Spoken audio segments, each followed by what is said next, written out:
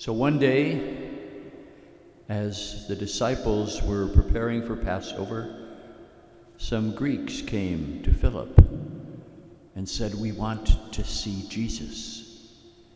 And when Jesus heard about this, he gave a very strange kind of answer. He didn't say, "Well, bring them here," but rather he gave an answer that indicated that he didn't see himself as a celebrity for people just to meet. And of course, in those days, they would have had probably a selfie if they had cameras like we do today. But Jesus is not a celebrity. He doesn't want fans. He wants followers. He wants those, in fact, who know his heart. And in many ways, fulfilling the prophecy that we heard in the first reading, that God will have a covenant with us, not on stone tablets, but rather one in which he reaches into our hearts and gives us a new heart, gives us the heart of his Son. And at the core of that heart that is being formed as we follow Jesus is the paradox that when we lose our life, we gain it. When we die to ourselves, we come to a fuller life. It is that grain of wheat that falls to the ground and dies. That grain, when it in fact is planted in the soil, its outer shell gives way.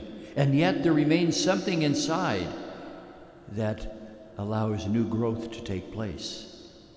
That is the image that he wants us to have in our lives. To really believe that the more that we give ourselves, the more we die to ourselves, we will discover more fully what it means to be human. I have seen that time and again, especially when I am with young couples who have that first child. Prior to that first child, they were very carefree. They could travel. Their schedules were maybe tied to their work experience and their vacation times or other friends that they visit with. But all of a sudden, when that child comes, everything changes. And yet there's something within them that helps them respond with generosity, to give the focus not on themselves, but to that little one that they're taking responsibility for. Yes, they die to themselves, but they discover something more about their lives in dying. We also hear in the gospel today that the more that we practice this kind of dying, we will learn that we're able to produce great fruit. It's not just about ourselves, learning about being more human. It's also that we can do things that really allow the lives of others to be impacted. I read the other day about a retired police officer in California who goes to the Golden Gate Bridge and talks to people who are trying to commit suicide. And he strikes up a conversation with them and he simply asks them, "What are you doing tomorrow?" Of course, they don't have any plans. And then he invites them to lunch and says, "Let's have lunch tomorrow." And he gives them another day and accompanies them out of their trauma, out of their depression, in order to save their lives. He's saved over 200 people this way.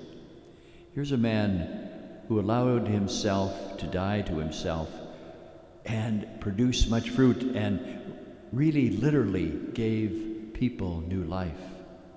There are many stories of those people who were saved from jumping off the Golden Gate Bridge, who went ahead and got a job and had families.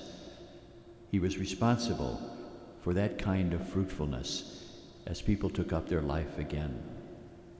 So today, as we move towards Palm Sunday next week and Holy Week, it's an opportunity for us once again to make sure that we come to Jesus not as fans, but as followers, because Jesus is not a celebrity, but rather he's the one who reaches into our hearts so that our hearts become like his, that we should never be afraid of giving ourselves over to others, of dying ourselves, of losing our lives for others, because we know how much our lives are enriched and we discover more about ourselves, our capacity to be generous and loving, dying to ourselves in a way that brings us to life, but also dying to ourselves so that we bear fruit.